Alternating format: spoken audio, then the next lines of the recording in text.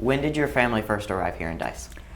We arrived here in April of 1934. And how old were you at that time? I was I was born in 1930, so I must have been 4 years old.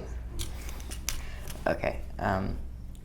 Where did you live prior to moving to Dice? We came from Pike County, and there's a town in Pike County named Delight, and perhaps you've probably heard that Glenn Campbell is also from Delight. So it was just right out of the Depression, and there was not any jobs to be had anywhere. So Daddy decided to try coming here. And how many siblings did you have? I'm sorry? How many siblings did you have? I had two. Two brothers or sisters? Yes, a little brother about a year old, and my sister 2 years older than I. Okay. Do you know what farmstead number you had here in Dice? Okay, I have looked it up since I got here, and we were on Road 2, house number 522. Okay. Here's your house. And your brothers and sisters, can you say their names? Yes, this is the house at house number 522. And that's me, my mother, Connie Sue, my little brother, and my daddy, Byron Wilson, and my older sister, Martha Sue. Do you have any significant memories living here in Dice? Any what? Significant memories that you want to talk about? Or a stories? bunch. A bunch? Actually, we kids had a good time here. I enjoyed it. But I didn't realize my daddy was having such a hard time trying to clear the fields with a mule and a plow. But I have a whole list of significant. But I'm going to jump the gun and tell you my most significant memory was in 1936 when Eleanor Roosevelt came, and they had built a great big, I guess, a ramp or something for her to stand on in front of the administration building. And we walked in the hot sun up here all the way from down 522. And we finally got here, we listened to her, and I said in a very, I guess, too loud voice, "Daddy, she sure is ugly, isn't she?" And he said, "Shh," he was so embarrassed. How old were you? How old were you? I was too old to know better than that, I'll tell you that for sure. That was 34, 6 years old, because I was born in 1930. And when did you realize that Eleanor Roosevelt was coming to Dice? I don't know, word got around. There was no telephones, we didn't even have electricity, we didn't have water. Somehow or other, the word got around that she was coming. So everybody from the colony turned out for that. And do you remember why she came to Dice?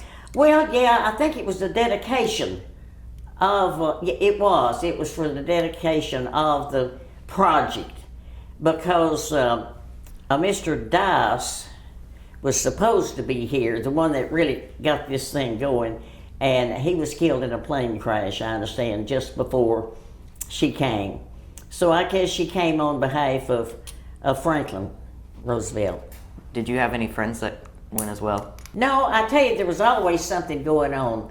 Apparently, they had a kind of a recreational planner or something. She was always planning some kind of recreation for us, because there wasn't a whole lot to do in this little town. She planned a pie supper. And if anyone remembers the movie Oklahoma, they had a pie supper where they had auctioned off the pies. Well, my mother had worked all day on this beautiful coconut pie. And nobody told Daddy that he was supposed to bid on her pie. So it was, the event was held up here at the center, we called it. And when it come time, they held up my mother's pie, and Daddy said, "Boy, that's a good looking pie." So he bid on it and got it, and it belonged to a little lady that was real cute and didn't have any kids, and the one that bit on the pie was supposed to eat it with whoever baked it. So here's my mother over here with my daddy eating her pie, and the man that got hers had 3 kids, and she had 3 kids, and there was 8 of us trying to eat that one coconut pie, and now it was not very friendly around my house for a day or two, I'll tell you that. So did any other big events like that happen around the town? Yeah, all kind of stuff. I'll be brief here. Let's see. Oh, Daddy had a radio, and he was one of the few on our road that had one, but the battery was about as big as a car battery, best I remember. And all the men around, our neighbors, would come and gather around and hear Joe Louis. And I remember the frequency was just on and off, on and off. They'd gather, put their ear right down to the radio, and they was all gathered right down over that radio, and the battery started smoking, and Daddy knocked them all out of the way and threw the battery out in the front yard. And then occasionally we'd have dances, or they would have dances at each other's house. And just the other day, you know, things happen that brings back a little memory. In my own kitchen, I spilled some meal on the floor, and that was so slippery. And I thought, oh, I remember my mother would pull all the chairs back out of the living room against the wall, and they'd sprinkle meal all over they had wooden floors in those houses, and that made the road slick. The house slick. And so that was funny to me, because I thought, well, who wants to have a slippery floor when you're dancing like that? But that's what they did.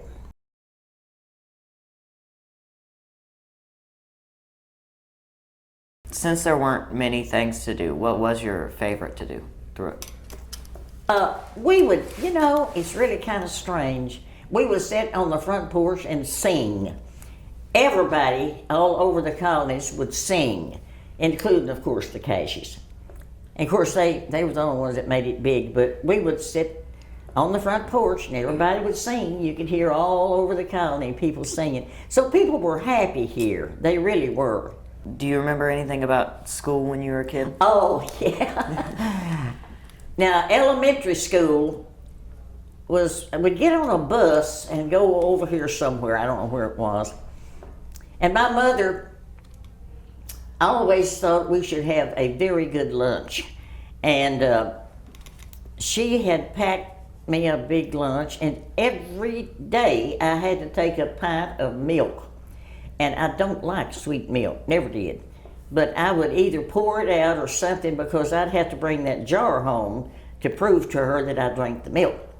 And so one day I decided, you know, I'm sick of this. So I just rolled down the window of the school bus and I threw jar and all out in the ditch. Well,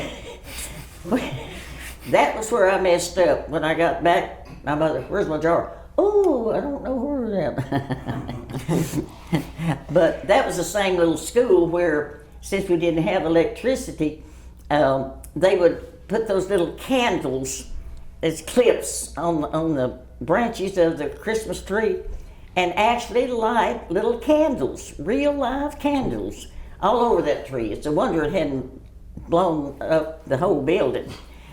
But that was interesting. And then I went on up, I guess you would call it the high school. It wasn't really a high school, it was just a bigger school. And that was a real modern school. And they actually had football players. And I thought, those are the funniest looking uniforms. I had never seen a football player before. And they actually had an auditorium and had a theater organ. And my son is big on theater organs, but they had a theater organ, and they would show silent movies. And that was really something.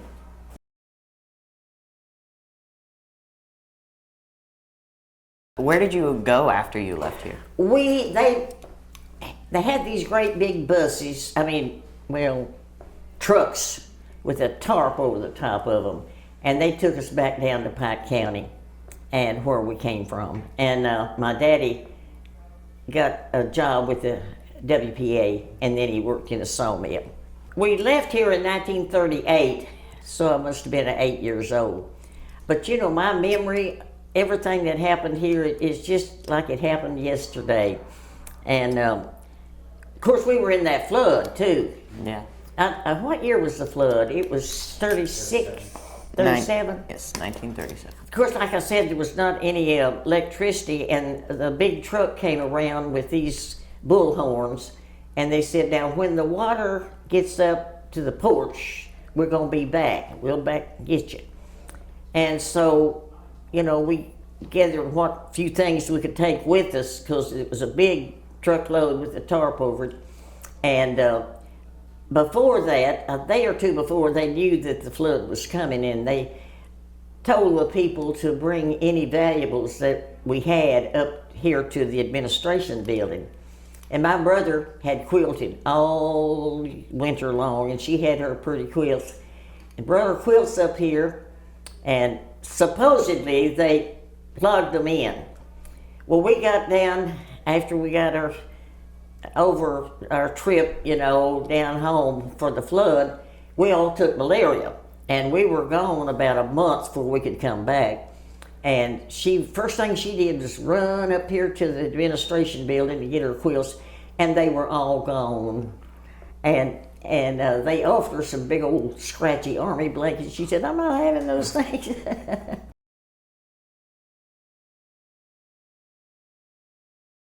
You said you took malaria after the Scarlet fever, malaria. Could you tell us something about that? Well, we got over, apparently, the malaria, but Daddy was never real well after that. I don't know about malaria, you know, then with not enough drugs to do it, you know, but he never quite got over it. He said, I can't continue here. But now we did have scarlet fever, we 3 kids, and we were the only ones on the colony that had scarlet fever. They couldn't figure out, you know, how we got it. And so they quarantined us, and our little house on 522 Road 2, and neighbors would come to the back door and bring food to us and everything. And here's a significant thing.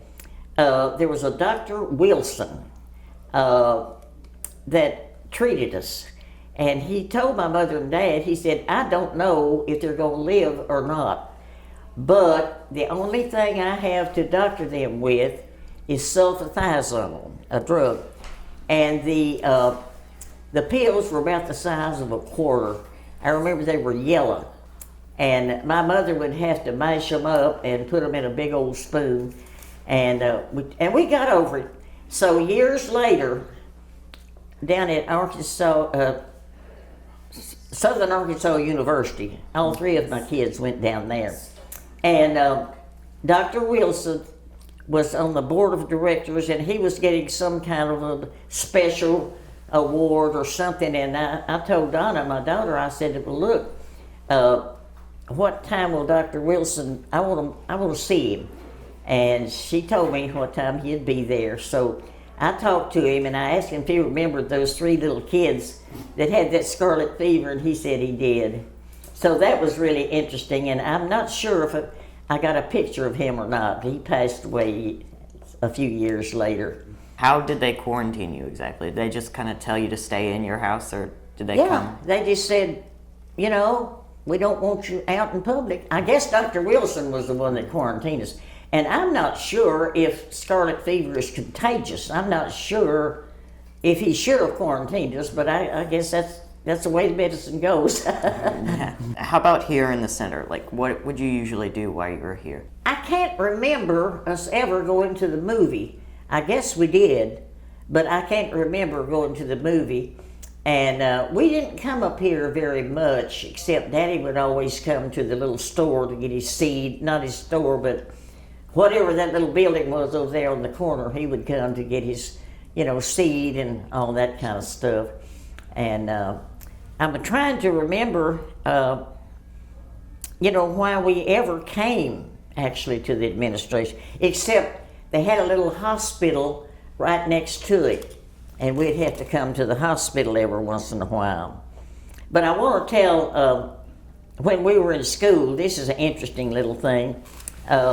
Since my mother was an excellent seamstress, the teachers was always planning something for my sister and I to be in a play or something, and Mama would accommodate them.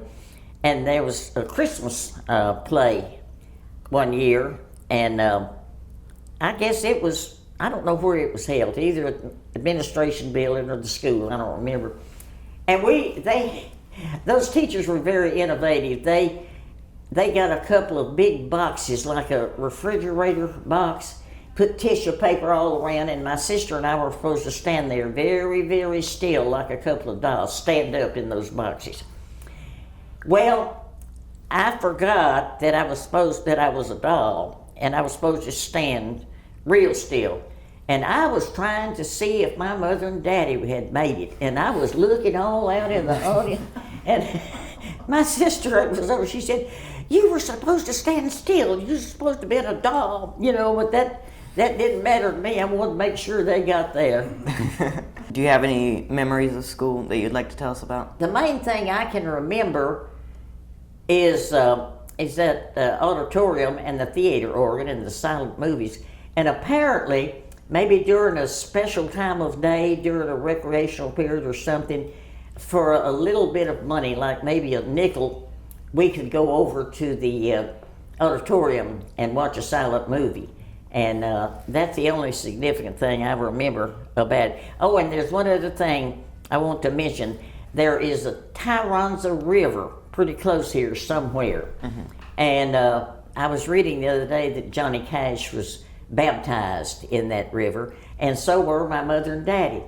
Now, there was a family that lived here, and her maiden name was Copeland, and her daddy was a old-time preacher from Delight, and his name was J.D. Copeland, and she had brothers. They all made ministers, and one of them came, I think his name was Gilbert, and he came up here and held a revival.